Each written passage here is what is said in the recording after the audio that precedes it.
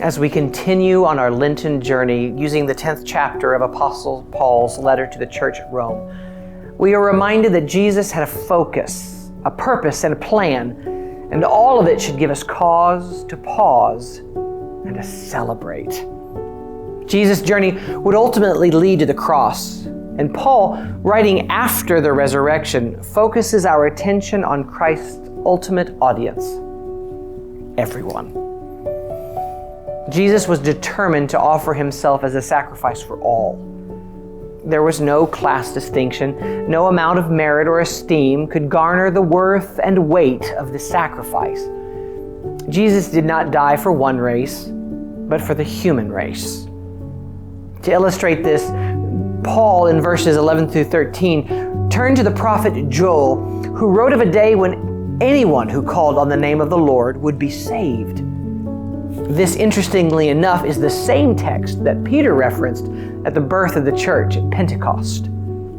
It reads like this: "It will come about after this that I will pour out my Spirit on all mankind, and your sons and your daughters will prophesy.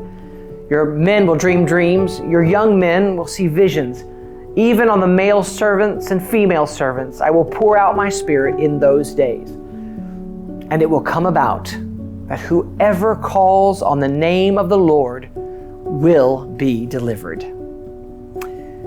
So whether it's the prophet Joel, the apostle Paul, or Peter, they ultimately affirm that Jesus came for everyone. Stop trying to determine if someone else is worthy of the gospel.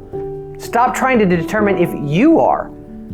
When you look in the mirror today, read these words to yourself and recognize that no matter what you see reflecting back at you, Jesus sees a man or woman that He died to redeem.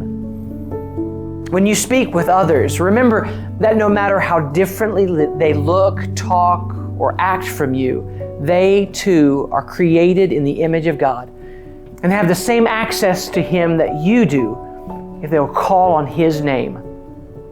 Remember, there is no distance so far away from God that Jesus' sacrifice on the cross does not span. He has made a way. He is the way.